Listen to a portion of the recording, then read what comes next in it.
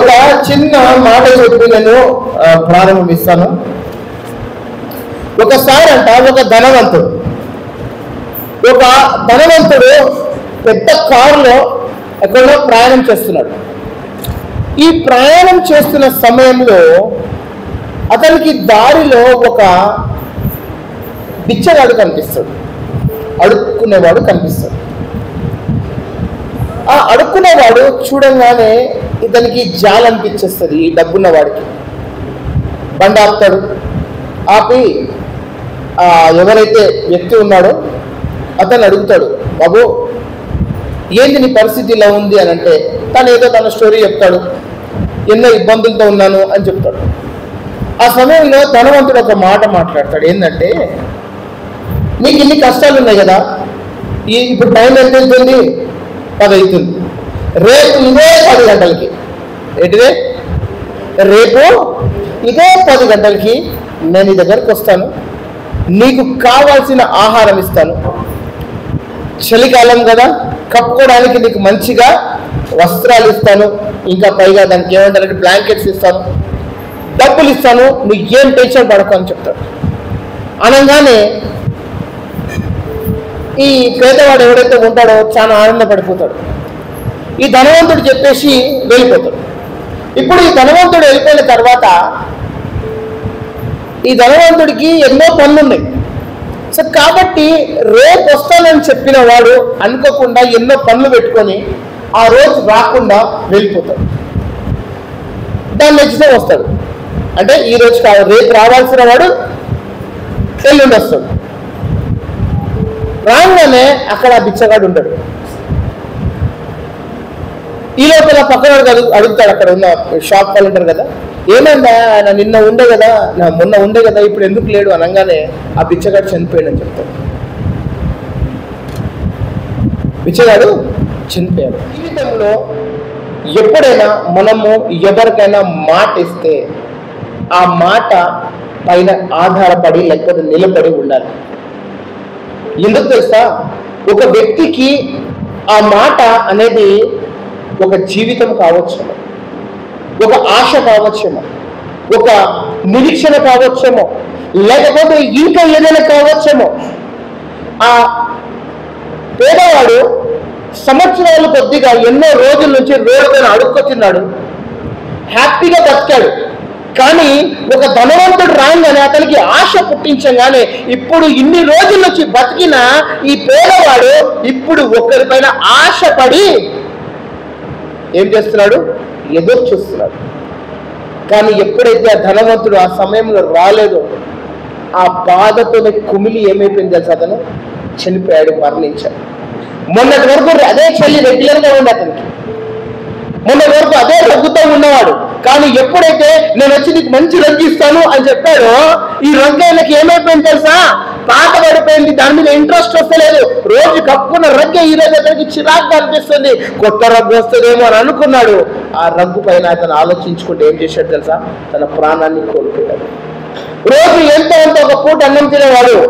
ధనవంతుడు రంగానికి బాగా డబ్బులు ఇస్తాను, బాగా తిను అని చెప్పగానే ఆ తిండి పైన ఆశ పెట్టాడు, ఆకలితో చనిపోయాడు. ఈరోజు మనిషి తన మాటను, తన ఆశను అదుపులో పెట్టలేకపోతున్నాడు. ఒక వ్యక్తి ఏదో చెప్తాడు, దాని మీద ఏదో ఆశ పడతాము, దీని ద్వారా ఏమైపోతుంది తెలుసా? ఆ వ్యక్తి ఎప్పుడైతే మాట తప్పుతాడో ఈ వ్యక్తి ఇక్కడనే డిప్రెషన్లో వెళ్ళిపోతూ ఉంటాడు. ఎందుకు ఇలా జరిగింది? ఎందుకు ఇలా అయిపోయింది? ఏమైనా అవుతుందా? నా బతికేంటిది? నా పరిస్థితి ఏంటిది? అయ్యో డబ్బులు ఇవ్వడు కదా, ఇంకా నా పని అవుట్, ఇంకా నా జీవితం వెళ్ళం, ఇంకా నాకు చావే దిక్కు అని అనుకుంటాడు.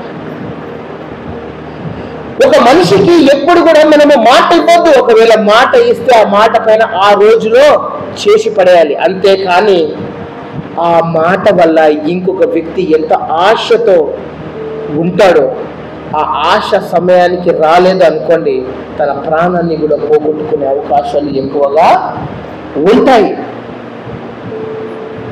ఈరోజు దేవుడు మనతో అదే మాట్లాడబోతున్నాడు. మనము ఎప్పుడైనా ఎన్నో విధాలుగా మనం ఒకవేళ చూస్తే ఈరోజు మనిషికి 100 సమస్యలకు కారణం ఏంటిది అని ఒకవేళ మనం అనుకుంటే మనిషి భవిష్యత్ తన మాటల ద్వారానే ఇబ్బందుల్లో ఇరుకుతున్నాడేమో, తన మాటల ద్వారానే చిక్కులో పడిపోతున్నాడేమో, తన మాటల ద్వారానే దూరం చేసుకుంటున్నాడేమో, తన మాటల ద్వారానే ఎదుటివానికి కించపరిచేస్తున్నాడేమో, తన మాటల ద్వారానే ఒక వ్యక్తికి చంపేస్తున్నాడేమో. మాటలు ఒక క్రైస్తవుడు తన జీవితంలో ఎప్పుడైనా చూసుకోవాలి అని అంటే మొట్టమొదటిగా నేను ఎలా మాట్లాడుతున్నాను అనే దాని మీద ఎక్కువగా ఆలోచించాలి. ఈరోజు సంఘంలో ఉన్న మీరందరూ, నేను, మనమందరము మన మాటలని అదుపులో పెట్టుకున్నామా? ఒకసారి జ్ఞానవంతుడైన సొలొమోను మహారాజు ప్రావర్బ్స్ ఏమంటారు, సామెతల గ్రంథంలో ఒక మాట మాట్లాడారు, 15వ అధ్యాయం. ఒకసారి మనం చదువుదాం. సామెతలు 15వ అధ్యాయం మనం ఒకవేళ చదివితే ఇక్కడ 4వ వచనంలో ఒక మాట మాట్లాడుతున్నారు. మనం ఒకసారి చదవాలి. సాత్వికమైన నాలుక, సాత్వికమైన నాలుక ఏమిస్తుందట? ఒక వ్యక్తి సాత్వికంగా మాట్లాడితే ఆ మాటలంట ఎదుటి వానికి జీవ వృక్షం లాంటిది అని అంట. తర్వాత దాన్ని ఒకవేళ ఆ మాటల్లో కుట్టిలత ఉన్నప్పుడు ఆత్మను ఏం చేస్తుందంట? భంగము. అంటే ఇక్కడ మనకు 2 విధమైన మాటలు కనిపిస్తున్నాయి. ఒకటి మృదువైన మాటలు, రెండోది కుటిలమైన మాటలు. ఒక మాట ద్వారా ఆత్మని కాపాడగలుగుతాము, ఇంకొక మాట ద్వారా ఏం చేస్తున్నాము? ఆత్మను భంగం చేయగలుగుతాము కదా. ఒక మాట ద్వారా ఇప్పుడు మీరు ఆలోచించండి, ఒక పేషెంట్ ఉన్నాడు, ఆ పేషెంట్కి రేపో మాపో చనిపోయే రోజులు ఉన్నాయి. చాలా డేంజర్ సిచ్యువేషన్ ఉన్నాడు ఒక పేషెంట్. డాక్టర్ రాగానే నువ్వు పోతావా ఈరోజు అనడంతో, నువ్వు 2-3 రోజులు పోతావా అని చెప్పంగానే ఆ పేషెంట్ అప్పుడు కాదు పోవాల్సింది, వాడు సగం ఈ రోజే చచ్చిపోతాడు. అలాంటి వానికి మనం ఎలా చెప్పాలి? మస్తు జీవితం ఉంది నీకు, 2 రోజులు అంటే మామూలు విషయమా? 48 గంటలు నీ జీవితంలో నువ్వు ఎంత ఆనందంగా బ్రతుకుతావో అంత ఆనందంగా బ్రతుకమంటే బహుశా ఇంకా 24 గంటలు ఆయన కొరకు పెరుగుతుందేమో. అంటే మాటలతో మనం ఏం చేస్తున్నామంటే ఒక మనిషికి ప్రాణం ఇస్తే ఇంకొక మనిషి ప్రాణాన్ని తీసేస్తున్నాం. మంచి మాట, ఒక మాట ఏం చేస్తుంది? Read that word again. సాత్వికమైన నాలుక. అబ్బా, ఈ సాత్వికమైన నాలుకతో మనం మాట్లాడితే జీవానికి జీవ వృక్షం లాగా పనిచేస్తుందంట. చాలా మంది అంటారు చూడండి, బా ఆ బ్రదర్ దగ్గర మాట్లాడితే మాకు చాలా ఆనందంగా అనిపిస్తుందండి అని అంటారు, ఆ సిస్టర్ దగ్గర మాట్లాడితే మాకు కొంచెం మంచిగా అనిపిస్తుందండి అని అంటారు. ఇంకా కొందరు ఉంటారు, అబ్బో ఆయన దగ్గర పోతేనా ఆయన అంతే అండి, మనతో ఆయన మాటలకి మనం తట్టుకోలేము, ఈయన మాటలకి తట్టుకోలేము. ఎందుకు నీ పైన ఇలాంటి సాక్ష్య పలుకుతున్నారు జనాలు? ఎందుకు మాటల్లో మనకు దోషం కనిపిస్తుంది? ఈరోజు ఇక్కడ మంచి మాట, ఒక మంచి మాట జీవ వృక్షంలాగా పనిచేస్తూ ఉంటే మరొక మాట ఎలా పనిచేస్తుందంట? కుటిలమైన మాటలు ఎలా పనిచేస్తుందంట? ఆత్మకు భంగం కల్పిస్తుందంట. ఆత్మ అంటే ఏంటి తెలుసా? నీలో ఉన్న ఒక ఆత్మ, ఈ ఆత్మను దేవుడు నడిపిస్తున్నప్పుడు ఈ ఆత్మను మనం భంగం చేస్తా ఉన్నాము అని అంట. నా మాటలు అర్థమవుతుందా? అర్థమవుతున్న వాళ్ళు ఒకసారి గట్టిగా హల్లెలూయా చెప్తారు. దేవునికి స్తోత్రం. నా మాట బహుశా మీకు అందరికీ చాలా స్ఫూర్తిగా వినిపిస్తుంది, మీరు అర్థం చేస్తున్నారు, గ్రహిస్తున్నారని నేను నమ్ముతున్నాను.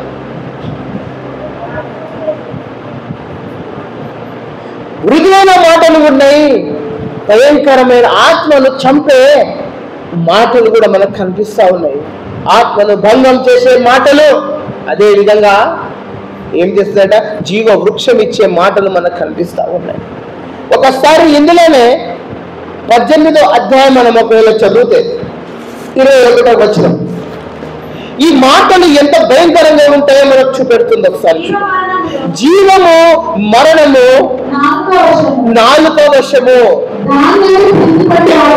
ఈ జీవము మరణము ఎవరి వశము అనంట? నాలుక వశం అంట. దీన్ని కనుక బాగా ప్రీతి పడ్డావు అనుకో, బాగా ఇష్టపడ్డావు అనుకో, నువ్వు అదే ఫలము తింటావు. నీ నోటి నుండి ఎలా మాటలు మాట్లాడతావో ఫలము పొందుతావు. ఒక బావిలో అరే అనవనుకో, బావిలోకి వెళ్ళి సౌండ్ ఏమొస్తుంది చెప్పండి? అరే అనే సౌండ్ వస్తుంది. అనా అనా అమ్మా గట్టిగా లోపలికి వెళ్ళాలంటే సౌండ్ వస్తుంది, అమ్మా అనే సౌండ్ వస్తుంది. అంటే నువ్వు దేనికైతే బాగా ప్రీతికరంగా ఉన్నావో నీకు అలానే జరుగుతుంది. నీ జీవము, నీకు మరణము ఎవరిపైన ఆధారపడి ఉంది అంటే కేవలము నీ నాలుక మీదనే ఆధారపడి ఉంది. మనం అంటాం కదా కొన్నిసార్లు, బాబు ఆ ఊరు ఎలా, ఆ ఊరు మంచిదేనా అని అంటే మనం ఏమంటాం దానికి? నీ నాలుక మంచిగా ఉంటే ఊరు మంచిది. ఎందుకు నాలుక మంచిగా ఉంటే ఊరు మంచిది? ఎందుకంటే మన మాటలే మనకు దోషంగా మారుతున్నాయి కాబట్టి. ఒక మాట నీకు జీవ వృక్షం ఇస్తే మరొక మాట ఆత్మను ఏం చేస్తుందంట? భంగము కలిగిస్తుందంట. ఎలా మాట్లాడకూడదు క్రైస్తవుడు బైబిల్లో ఎలా మాట్లాడాలి, ఎలా వినాలి, ఎలా చూడాలి, ఎలా నడవాలి, ఎలా జీవించాలి చాలా స్పష్టంగా ఉంటాయండి. ఈరోజు మన మాటల్లో ఏమైనా దోషం కనిపిస్తున్నాయి? చూద్దాం ఒకసారి. మరొక చోట ఇదే మాట ఉంటుంది. ఇందులో దానికి ఏంటంటే 13వ అధ్యాయం 3వ వచనం మనం చూద్దాం. ఏ వ్యక్తి అయితే తన నోరుని కాచుకుంటాడో, బాగా వినండి, కాచుకోవడం అంటే ఇంట్లో ఆస్తిని కాచుకోవడం కాదు, జేబుల డబ్బులను కాచుకోవడం కాదు. ఏది కాచుకోవాలి అది కాచుకోవద్దు, కానీ ఏది కాచుకోవద్దని అది కాచుకుంటాం మనం. అంతేనా? దేన్నైతే కాచుకోమని చెప్పాడు అది కాచుకోము, కానీ దేన్నైతే కాచుకోవద్దు దాన్ని ఏం చేస్తున్నాం మనము? కాచుకుంటున్నాం. ఇక్కడ ఏమంటున్నాడు దేవుడు? ఏం కాచుకోమని చెప్తున్నాడు ఇక్కడ? తన నోరుని కాచుకున్నవాడు కాపాడుకుంటాడు. నువ్వు ఒకవేళ మనకు నోటికొచ్చింది మాట్లాడినావు అనుకో, నీకు నువ్వే నాశనం తెచ్చుకుంటావు. ఇప్పుడు ఆలోచించుకోండి, మనకు ఎవరు నాశనం చేసేది? భర్త ఒక మాట మాట్లాడితే భార్య ఊరుకున్న ఒక మ్యాటర్ క్లియర్ అయిపోతే, నువ్వే నాకు చెప్పానని కూడా వాడు ఏం తగ్గిస్తాడు. భార్య ఒకవేళ మాట్లాడింది అనుకో, భర్త మౌనంగా ఉన్నాడు అనుకో, మ్యాటర్ క్లియర్. లేకపోతే నీకు ఫుడ్ ఉండదు, ఏమిడు. అంటే ఎక్కడ పోయినా ఏదో ఒక చోట ఏదో సమస్య ఉంది. ఆ సమస్య ఎక్కడి నుండి ఉంది అంటే కనుక ఆ సమస్య నీలోనే ఉంది, కానీ నువ్వేమంటావు తెలుసా? వాళ్ళలో ఉంది ఆ సమస్య అంటావు. హల్లెలూయా, హల్లెలూయా. తన నోరుని కాచుకున్నవాడు ఏం చేస్తాడట? తన ప్రాణాన్ని కాపాడుకుంటాడట.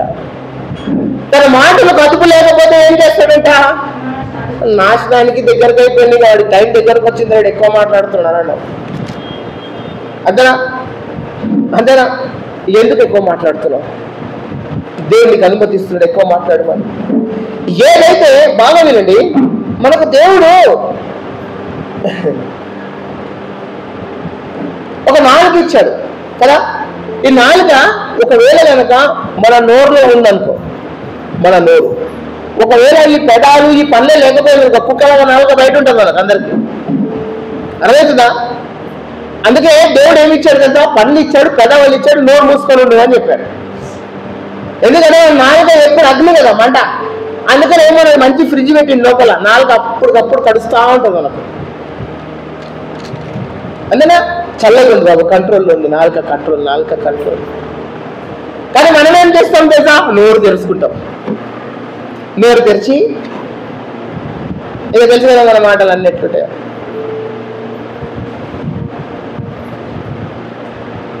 అంటే నాలుక కంట్రోల్ చేయాలనా అని మనం ఒకవేళ ప్రశ్న వెళ్తే బైబిల్కి, బైబిల్ ఏమంటాడు తెలుసా? నీ నాలుకను నువ్వు ఏం చేయాలి? ఏం చేయాలి? అదుపులో పెట్టుకో. ఎక్కడుంది? దయాకరణ మాటలు కావు కదా. మరి బైబిల్ మాటలు మనం వినాలి కదా. నా మాట వింటే ఇంకేదో నా మీద కసి పెట్టుకుంటారు అందరు. అందుకని నేను ఏమంటున్నా, 21 అధ్యాయం 23 వచ్చిన మనం చదువుదాం. 21, 23 ఇది దాటి ఎక్కడ పోనండి. మా అంటే 2-3 వర్స్ వేరే పుస్తకాల్లో ఉంటాయి. ఏమంట? ఒక్క నిమిషం ఇక్కడ రెండు పదాలు ఉన్నాయి ఇక్కడ. ఒకటి నోరు, రెండోది ఒకటి నోరు, రెండోది నాలుక. నోరు తెరిస్తే నాలుక బయటపడుతుంది. అవునా? నోరు ఇప్పే నాలుక బయట వచ్చేస్తుంది ఇంకా ఇమీడియట్ గా. అంతేనా? నాలుకను నోటిని నాలుకను ఏం చేయమంటున్నాడు ఇక్కడ? భద్రము చేసుకో. మళ్ళీ కూడా భద్రం అంటాను, డబ్బుల్ని భద్రం చేసుకుంటావు. ఇక్కడ డబ్బుల్ని భద్రము, సామాన్లను భద్రము, ఆస్తిని భద్రము, చీరలను భద్రము, ఇంకా నగలను భద్రము, అన్ని భద్రం ఉంటాయి. కానీ ఏది భద్రం పెట్టుకోమని చెప్తున్నాడు ఇక్కడ? ఫస్ట్ నోరు, దీని తర్వాత నాలుకను ఏం చేయమని చెప్తున్నాడు దేవుడు? భద్రపరచుకోమని చెప్తున్నా. ఏం చేస్తుందంటే ఇది చదువు. నువ్వు నోరుని నాలుకను కనుక భద్రపరుచుకున్నావు అనుకో, శ్రమలలో నీ ప్రాణాన్ని ఏం చేస్తూ ఉంటుందంట? ఇది కాపాడుతుందంట. ఈరోజు శ్రమలలో మనల్ని కాపాడుకుంటున్నామా? ఎందుకు తెలుసా?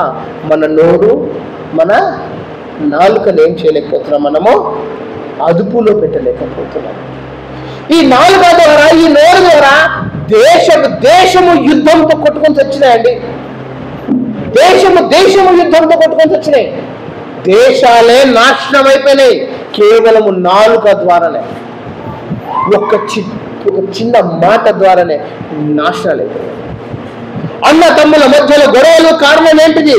ఒక చిన్న నాలుక, ఒక నోరే కదా. కుటుంబాల్లో సమస్యల కారణం ఏంటిది? నాలుక, నోరే కదా. ఆస్తి తగాల కారణం ఏంటిది? నోరు, నాలుకనే కదా. ఎక్కడ పోయినా ఎన్ని కష్టాలు వచ్చినా, ఎన్ని ఇబ్బందులు వచ్చినా దానికి కారణం ఏంటిది? నోరు, నాలుకనే కదా. దీన్ని ఏం చేయమని చెప్తున్నాడు దేవుడు? అదుపులో పెట్టుకోమని చెప్తున్నాడు. ఎందుకు తెలుసా? ఇది నీ ప్రాణాలను ఏం చేస్తూ ఉంటుంది? కష్ట సమయంలో కాపాడుతూ ఉంటుంది. ఇది గనక కాపాడుకోకపోతే నీ ప్రాణం పైన మొప్పు ఉందని అర్థం చేసుకోవాలి కదా. అయితే మాటల్లో ఎన్ని రకాల మాటలు ఉంటాయి? అది ఒకవేళ మనం ఆలోచిస్తే, నేను బాగా గమనించింది ఏంటంటే 7 రకమైన మాటలు ఉంటాయి. 7 6 ప్రకారంగా మాటలు మాట్లాడతాం.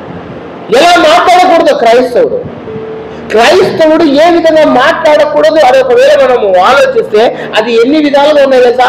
6-7 విధాలుగా ఉన్నాయి. నేను రాసుకొని పెట్టుకున్నా ఈరోజు. ఎందుకంటే ఈ మాటలు ఏముంది తెలుసా? మాటల్లో చాలా ఇబ్బందికరమైన పరిస్థితులు ఉంటాయి.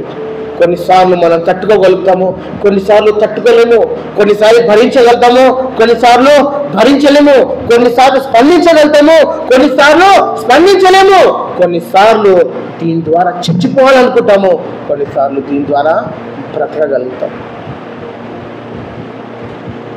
హల్లెలూయా, హల్లెలూయా. ఒకసారి ఇదే ఇందులోనే 10వ అధ్యాయము, ఈ సామెతలు 10వ అధ్యాయము 19వ వచనం మనం ఒకవేళ చదువుదాము. దేవుడు ఎలాంటి మాటలు మనం మాట్లాడొద్దని చెప్తున్నాడు చూద్దామా. విస్తారమైన మాటలలో దోషము ఉండక మానదు. ఎందుకు విస్తారమైన మాటలు మాట్లాడుతున్నాను? ఎందుకు నోటిని అదుపు చేయకుండా మాట్లాడుతున్నావు నువ్వు?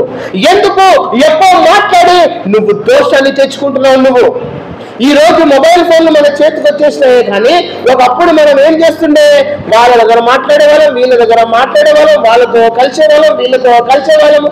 అవునా? అంతేనా కదా?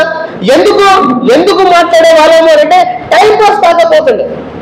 అక్క, చెల్లె, వదిన, తమ్ముడు, అన్న, బావ, ఇదే ఒకరితో ఒకరు మాట్లాడుకోవాలి, మంచిగా మాట్లాడుకోవాలి. మాట్లాడతా ఎందుకో పోతే తెలీదు. ఒకరు కొట్లాడుకుంటారు, ముఖాలు మార్చుకొని వచ్చేస్తారు. ఏమైపోయింది ఇక్కడ? అధిక మాటల్లో ఏం జరిగింది? దోషము ఉండక మానదు అంటే దానికి అర్థం ఏంటి తెలుసా? నువ్వు ఎక్కువ మాట్లాడినావు అనుకో, ఖచ్చితంగా నీ నోట్లోకి వెళ్ళి ఏదో ఒకటి వస్తుంది. ఏదో ఒకటి వచ్చింది అనుకో, నాలుక అగ్ని వంటిది, బగ్గుమని రగిలిస్తుంది, బగ్గుమని ఆపేస్తుంది. అర్థమవుతుంది మాటలు. తర్వాత ఎవరైతే తన నాలుక ఏంటిదంట? తన నాలుక ఫస్ట్ ఏముంది అక్కడ? విస్తారమైన మాటలు. మీరు నాలుక ఊపకుండా మాట్లాడగలుగుతారా? మీ నాలుకను ఇలా పట్టుకొని మాట్లాడండి, వస్తాయి మాటలు. అంత బెబ్బే బెబ్బే అంటాం మనం. అంతేనా కాదా? అంతేనా? మాటలు స్పష్టంగా ఉంటాయా? ఉండవు. ఈ నాలుక బయట రావద్దు, నాలుక కదలొద్దు అంటే ఏం మూసుకొని ఉండాలి? నోరు మూసుకొని ఉండాలి, పెదాలను మూసుకొని ఉండాలి. పెదాలను కనుక నువ్వు వాడడం స్టార్ట్ చేస్తావు అనుకో, ఎక్కడ పడితే అక్కడ, అప్పుడు విస్తారమైన మాటలు పెరుగుతాయి. విస్తారమైన మాటలతో ఏమైతే తెలుసా? మన నాలుక ఎలా అదుపులో ఉండదు కాబట్టి అదుపు లేకుండా మాట్లాడేస్తుంది, అందులో దోషం వచ్చేస్తుంది. ఈ దోషాన్ని ఏం చేస్తాం కదా? కంపల్సరీ ఈ దోషం వల్ల మనం కొట్టాడుతాం. అందుకని ఏమనేదా? తన నోరుని తన పెదవులను ఇప్పుడు అర్థం చేస్తాడు ఎవరు బుద్ధిహీనుడు, ఎవరు బుద్ధిమంతుడు. నాలుకను అలా ఇలా ఇలా వాడేవాడు, ఎక్కడ పడితే అక్కడ వాడేవాడు బుద్ధిహీనుడే. తన పెదాలను కంట్రోల్ చేసుకునేవాడు బుద్ధిమంతుడు. అర్థమవుతుందా? మరి నేను బుద్ధిహీనుడు బుద్ధిమంతుడు అని చెప్తున్నాను, కానీ ఒక మాట దీని తర్వాత ఒకసారి చూడండి. దీని ప్రవక్త తర్వాత ఏమొస్తుందా? ప్రసంగి ఎక్లేషియా 10:14 ఒకసారి చదువు. అందులో ఇంకా ఖతర్నాక్ మాట ఉంటుంది, చదవండి ఒకసారి. అమ్మా ఇది కాదు, మన ఏమంటారు? ప్రసంగి 10:14 చదువునా? అదే చదువు.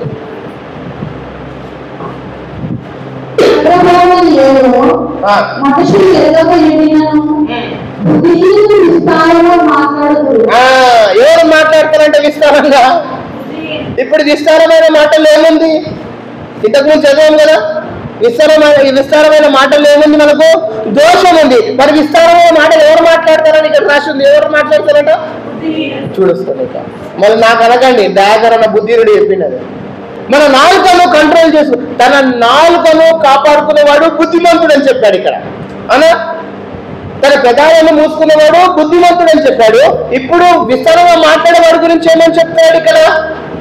బుద్ధిహీనుడు. దేనికి ఎక్కువ పని పెడుతున్నాం మనం? దేనికి ఎక్కువ పని పెడుతున్నాం మనం?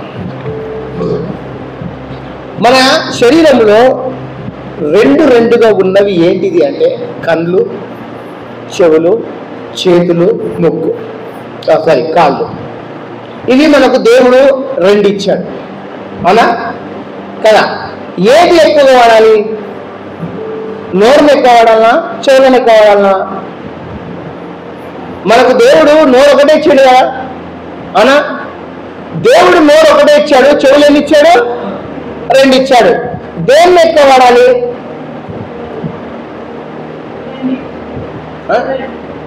చెవులను వాడాలా వాడొద్దా? వాడొద్దా? ఏది అదుపులో ఉండాలి? మనకు ఒక నోరు ఇస్తేనే మనం అదుపులో లేము. దేవుడు ఒకవేళ 4 పెదాలు ఇస్తే మన పరిస్థితి ఎలా ఉంటుండే? 2 నోర్లు ఇస్తే ఎలా ఉంటుండే మన పరిస్థితి? అర్థమవుతుందా? అంటే ఒక నోరుతో మనం అదుపు చేయలేకపోతున్నాము, చెవులను మాత్రము మనము ఏది చేయొద్దో అదే చేస్తున్నాము. కానీ బైబిల్ ఏమంటుంది తెలుసా? యాకోబు రాసిన పత్రికలో ఒక మాట ఉంటే 1వ అధ్యాయంలో చదువుతామా తొందరగా, 1:19 వచనం. యాకోబు రాసిన పత్రిక 1వ అధ్యాయం 19వ వచనం మనం చదువుదాం. ప్రియ సహోదరులారా, మీకు ఇవన్నీ తెలుసు కాబట్టి ప్రతి మనిషి దేనికి విగ్రహం కలిగి ఉండాలంట? దేనికి విగ్రహం అంటే తొందరపాటు. వినాలి, మంచి సంగతులు వినాలి, మనం వినాలి. ఏం వినాలంట? వినడానికి మనం ఏం చేయాలంట? వేగ్రపడి ఉండాలంట. మాట్లాడడానికి ఏముండాలంట? మనము నిదానంగా ఉండాలి. ఈ రోజు మనకున్న సమస్య అదే. ఏది వాడాలి అది వాడము, ఏది వాడదు అది వాడుతున్నాము, నోరు జారేసుకుంటున్నాము, పనులు ఆపుకుంటున్నాము. అధిక మాటల్లో దోషం ఉందా లేదా? పెదాలను కాచుకుంటున్నామా లేదా? లేదు. ఏది కంట్రోల్లో ఉండాలి? కంట్రోల్లో లేదు. ఏది కంట్రోల్లో ఉండొద్దు దాన్ని కంట్రోల్లో పెడుతున్నాం మనం. ఎక్కువ వినడానికి విగ్రహం కలిగి ఉండు. కాదు, నా నోరు, నా ఇష్టం, నా నాలుక, నా మాట. నేను ఏది మాట్లాడినా పర్వాలేదు, ఎదుటి వాడు ఎడసొచ్చినా నాకు పర్వాలేదు, నేను ఇలానే మాట్లాడతా. అనుకుంటున్నావా? అయితే నువ్వు దేవునికి ఇష్టమైన వ్యక్తివి కావు. దేవునికి ఇష్టమైన వ్యక్తి ఎవరు తెలుసా? వినేవాడు, మాట్లాడేవాడు కాదు. బైబిల్లో ఎక్కడైనా చెప్పిందా నువ్వు బాగా మాట్లాడు తక్కువని సమాధానం ఇచ్చాయి నేనున్నా అని అడిగిన ఎప్పుడైనా? లేదు. నీ ప్రాణాన్ని నువ్వు కాపాడుకోవాలన్నా, నీ మంచితనాన్ని నువ్వు చూపెట్టుకోవాలన్నా, నువ్వు మంచి వాడిని రుజువు చేయాలన్నా నీ నాలుకను, నీ నోరుని ఏం చేయమని చెప్పాడు దేవుడు? అదుపులో పెట్టుకోవచ్చు. వినడానికి ప్రయత్నించు. ఒకసారి తిమోతి రాష్ట్రం మొదటి గ్రంథం తిమోతి రాష్ట్రం మొదటి గ్రంథము 5వ అధ్యాయము 12, 13 చదువు మనం. తిమోతి రాష్ట్ర మొదటి పత్రిక 5, 15, 5 ఏమంటారు 12, 13.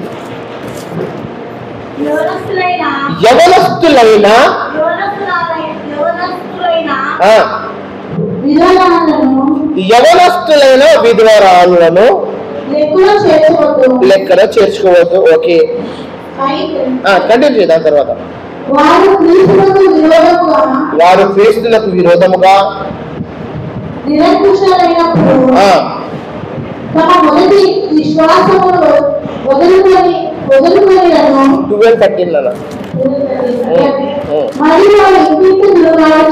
ఇంటికి తిరుగులాడుచు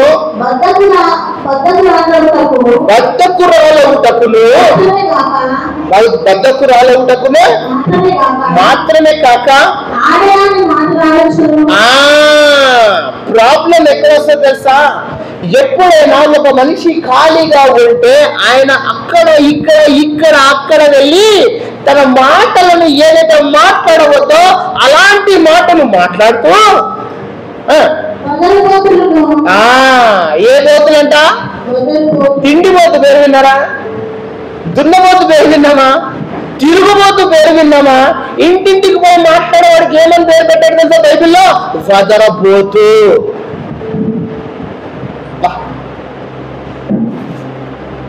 వదరబోతు.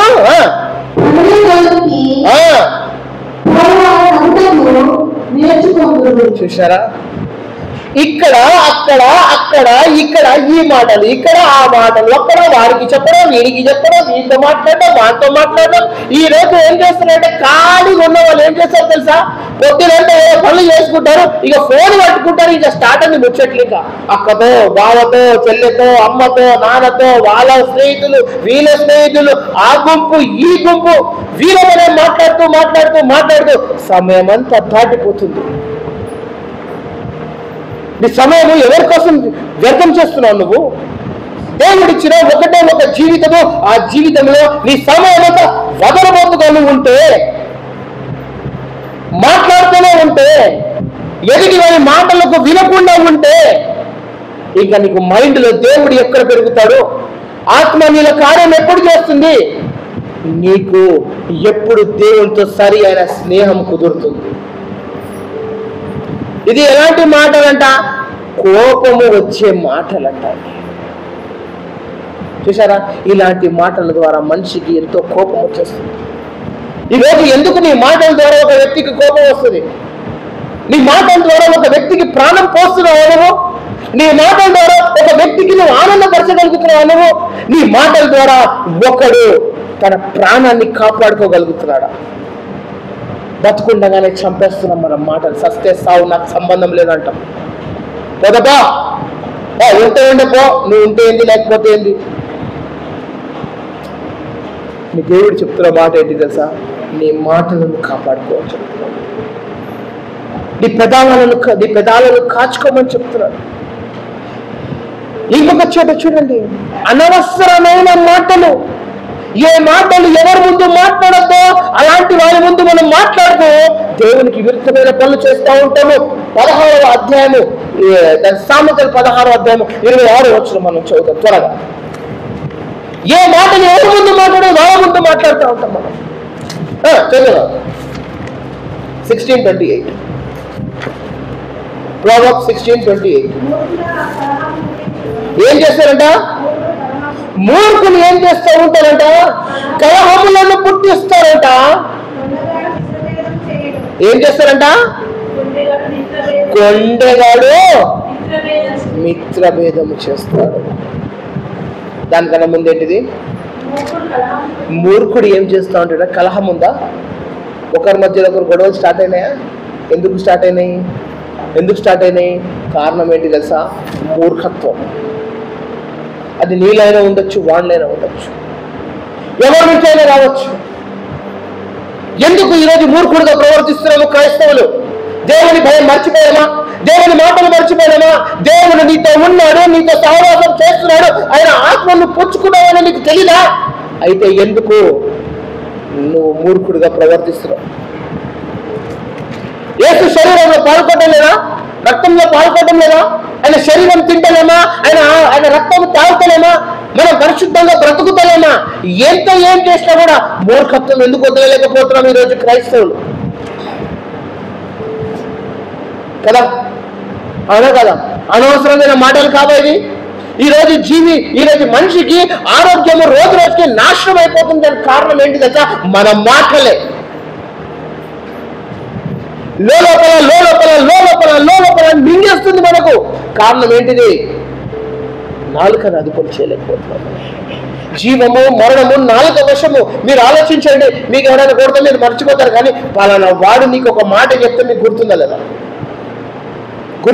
కానీ మీకు మంచి చెప్తా. ఆడవాళ్ళు ఉన్నారు కదా, మీరు మీ అత్త ఒక మాట మాట్లాడితే మీరు భరించగలుగుతారా? అది ఇప్పుడే గుర్తుంటుంది, మా అత్త నాకు ఇట్లా చెప్పిందని. ఉంటాయా? కోడలకు కూడా బాగా గుర్తుంటాయి ఈ మాటలు, అత్తలో కూడా బాగా గుర్తుంది. నా కోడలు నాకు ఇలాంటి మాటలు మాట్లాడింది.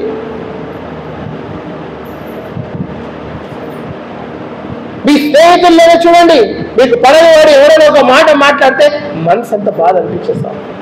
వాడు ఎందుకు ఆ మాట మాట్లాడాడు? ఎందుకు ఈ విధంగా అన్నాడు? భార్య భర్తకు కానీ, భర్త భార్యకు కానీ ఒక మాట మాట్లాడితే ఆ మాట ఎంత గుచ్చుకుంటారో వాళ్ళకే తెలుసది. పడిన వాడికి మాత్రమే తెలుసు ఆ మాట. ఎందుకు మీ మాటలో మృదుత్వం లేదు?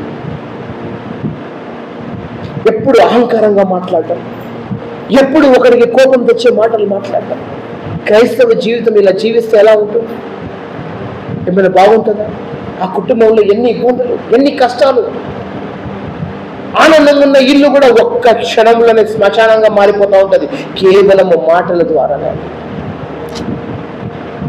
వాడు పలానా రోజు నాకు ఆ మాట మాట్లాడాడు, నేను జీర్ణించలేకపోతున్నానని చెప్తారు మీరు. ఆ ఒక్క మాట మాట్లాడినందుకు మీలో చాలా మంది మీ బంధుమిత్రులను వదులుకున్నారండి, కేవలం ఒక మాట. మనం మాట్లాడుతున్నప్పుడు మన మాటల్లో మన దేవుడు కనిపిస్తున్నాడా లేదా అనేది మనం ఆలోచించుకోవాలి. మన మాటల ద్వారా నా యేసుక్రీస్తు అవమానపరచబడుతున్నాడా లేదని ఆలోచించాలి. నా మాటల ద్వారా నేను పరిశుద్ధాత్మను బాధ పెడుతున్నానా లేదా అని ఆలోచించాలి. మరి ఆలోచిస్తున్నారా క్రైస్తవులారా? ఎందుకు మన మాటల్లో ఎన్ని దోషాలు ఉన్నాయి? కారణం ఒకటే, మూర్ఖపు మాటలు, మొండితనం, అనగనితనము, వంగనితనము. ఎక్కడ కూడా దేవునికి ఇష్టమైన పనిగా చేయకపోవడం. ఈరోజు క్రైస్తవుడు అందుకే నాశనం అయిపోతున్నాడు. తన మాటల ద్వారానే తన కుటుంబాన్ని, తన సంసారాన్ని, తన జీవితాన్ని, తన వాళ్ళ అందరినీ పోగొట్టుకుంటున్నాడు. ఒకటే మరణకరమైన మాటలు, దోషకరమైన మాటలు, విషపూరితమైన మాటలు. ఈరోజు చివరి ఆదివారం మనకందరికీ తెలుసు. ఈ సంవత్సరం అంతా మనం ఎంతమందిని మన మాటల ద్వారా కించపరచడం మనకు మాత్రమే తెలుసు. మన హృదయం మనకు గద్దిస్తూ ఉంటుంది. రాబోయే సంవత్సరం తీర్మానం తీసుకోండి. కేవలం రెండే రోజులు ఉన్నాయి. తీర్మానం తీసుకుందాం.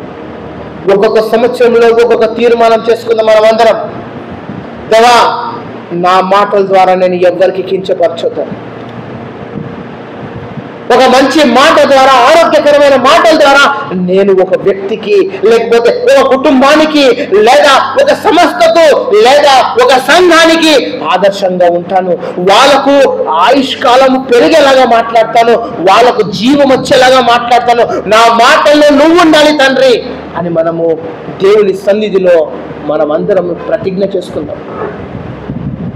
మనం ఎప్పుడు దాకైతే మనము ప్రతిజ్ఞ చేస్తామో అప్పటి వరకు మనం ఇలానే మాట్లాడుతూ ఉంటాము. ఒక తాగుబోతుడు ఆలోచించండి, నేను తాగడం మానేక 15 సంవత్సరాలు అయిందండి, 14 సంవత్సరాలు క్షమించండి. తాగుడు మానేసి 14 సంవత్సరాలు. తెలుసా ఎందుకు ఆ నిర్ణయం తీసుకున్నాను? అప్పుడు నేను దేవుళ్ళంతా ఎదగకపోతున్నానే. ఎందుకు ఆ తీర్మానం తీసుకున్నాను? ఒకటే రాత్రి ఆలోచించినాను, రేపటి నుంచి వదిలేసినాను, ఇప్పటి వరకు ముట్టలేదు. ఒకటే రాత్రి ఆలోచించినాను, అంత ఖచ్చితమైన, అంత బలంగా మీలో దానికి ఏమంటారు దానికి ఆ విల్ పవర్ ఉందా మీకు? నేను ఈరోజు వచ్చిన మాటలు మాట్లాడాను, నువ్వు ధైర్యంగా నిలబడ్డావు అనుకో, రేపటి నుంచి ఆ మాట మాట్లాడడానికి నువ్వు 100 సార్లు ఆలోచిస్తావు. ఎందుకు తెలుసా? ఆత్మ గద్దిస్తూ ఉంటుంది కాబట్టి. నువ్వు ఏం మాట్లాడుతున్నావు, ఏం కంట్రోల్. మన మాటల ద్వారానే కుటుంబాన్ని పాడు చేసేస్తున్నామండి. ఈరోజు భార్య భర్తల మధ్యలో గొడవలు రావడానికి కారణం ఏంటి? మాటలు కావా? నువ్వెంత నేనెంత, నువ్వేం చేసినావు నేనేం చేస్తాను, నాదింత నీదింత, నీ వల్లనే నా వల్లనే, నువ్వు ఉంటేనైంది, నువ్వు లేకపోతే జరగకపోతుండే. ఈ మాటలే కదా ఎక్కడ పోయినా.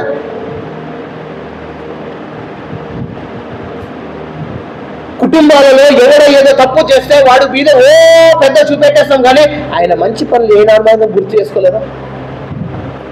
చెడు పక్కన పెట్టండి అండి. ఎందుకు ఎప్పుడు చూసినా చెడుని ఆలోచించుకొని భూతలో చూసుకుంటా ఉంటాం మనం అందరం. ఆయన జీవితంలో ఎన్ని మంచి పనులు చేయలేదా? నీ కొడుకు ఎన్ని గణం చేశాడు నీ భర్త? ఒకసారి ఆలోచించుకో. మీరు దానికేంటారు, భర్తలు భార్య కొరకు భర్త ఎన్ని చేస్తాడు, భర్త కొరకు భార్య ఎన్ని చేస్తుంది. ఆ మంచి ఆలోచనలు ఒక్కటి ఉంటే చాలండి. ఏమి చెయ్యలేదని దానికోసం కానీ ఏమేమి చేశాడని ఆలోచిస్తే చాలు, మనకు కుటుంబం సుఖంగా వెళ్ళిపోతూ ఉంటుంది. పలానా వాడు నాతో ఇలా మాట్లాడాడని ఆలోచించడం కన్నా నాకు ఆయన ఏ విధంగా నన్ను ప్రోత్సహించడనే ఆలోచనలు మనం పెట్టుకోవాలి. ఈరోజు కుటుంబము, సంసారము చెడిపోతుందంటే దానికి కారణం అదే. నాలుక అదుపులో లేదు కాబట్టి, మాటలు అదుపులో లేదు కాబట్టి. నీ దేవుడు నా దేవుడు ప్రతి వాడదే అంటాడండి. ఒకటే మాట అంటాడు, తన నాలుకను కాచుకున్నవాడు తన ప్రాణాన్ని కాపాడుకుంటాడు. వృధైన మాటలు, మంచి మాటలు ఏం చేస్తుందంట? జీవ వృక్షము అనటాడు. అదే గనక మన మాటల్లో దోషం ఉంటే అది మన ప్రాణానికి ఏం చేస్తుంది? మన ఆత్మకి అది ఏంటిదంట? ఏంటిది మన ఆత్మకి? అది 15th వర్స్, 15వ అధ్యాయం, సామెతలు 15. అవి ఒక్కసారి బోర్డు చదువు. బందేది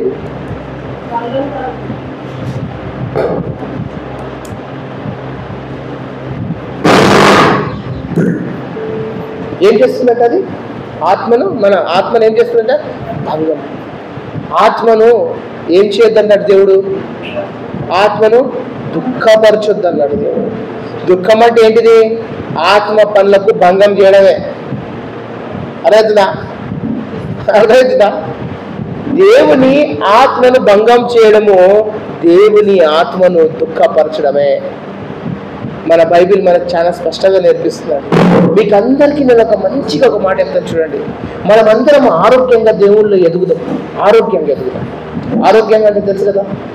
చూద్దాము, ఈ రోజు నుంచి మనమే ప్రతిజ్ఞ చేస్తున్నాం, దేవా నా మాటల ద్వారా నేను ఎవ్వరికి నేను కించపరచను, నా శత్రువుని కూడా నేను కించపరచను, వాడు ఎంత దుర్మార్గుడైనా ఉండని మంచిగా ఉన్నాం.